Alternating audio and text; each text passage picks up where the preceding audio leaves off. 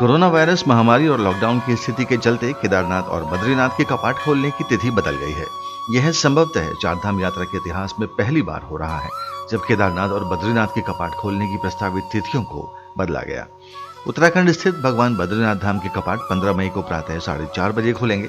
गाड़ू घड़ा परंपरा के लिए तिल का तेल निकालने के लिए 5 मई की तिथि तय की गई है, जबकि केदारनाथ धाम के कपाट 14 मई को खुलेंगे। परंपरा के मुताबिक केदारनाथ के कपाट बद्रीनाथ के कपाट खुलने के एक दिन पहले ही खुलते हैं, क्योंकि बद्रीनाथ और केदारनाथ धाम के रावल दोनों 14 दिन के लिए क्वारंटाइन पर रहेंगे। इसलिए टिहरी के राजा मनुजेंद्र शाह ने सोमवार को नई तिथियों की घोषणा की। इससे पहले केदारनाथ धाम के कपाट 29 अप्रैल को खोले जाने थे, जबकि बद्रीनाथ धाम के कपाट 30 अप्रैल को ब्रह्म मुहूर्त में 4:30 पर श्रद्धालुओं के लिए खोले जाने थे।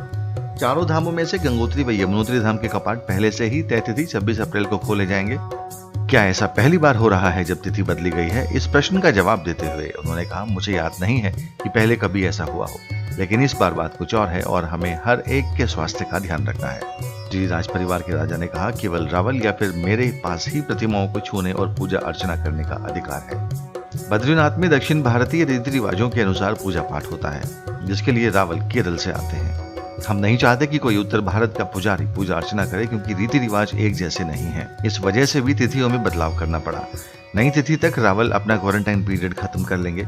परंपरा के मुताबिक धामों के कपाट खुलने से पहले केदारनाथ और बद्रीनाथ के रावल श्रद्धालुओं से दान लेने और उन्हें धाम आने का न्योता देने के लिए अलग अलग राज्यों में जाते हैं। लॉकडाउन के चलते रावल केरल और महाराष्ट्र में फंसे रह गए। चारधाम यानी यमुनोत्री, गंगोत्री, केदारनाथ व बद्रीनाथ के कपाट खुलने की तिथियां तय होने के साथ ही बदली परिस्थितियों में उत्तराखंड की आर्थिकी में अहम भूमिका निभाने वाली चारधाम यात्रा कैसे संचालित होगी, इस पर सरकार मंथन में जुट गई है।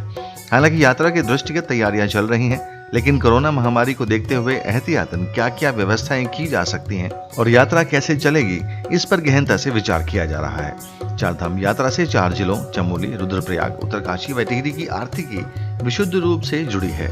इन जिलों के लोग 6 माह तक चलने वाली यात्रा पर निर्भर हैं। इसके साथ ही हरिद्वार और ऋषिकेश की अर्थव्यवस्था में भी चारधाम यात्रा काफी मददगार है।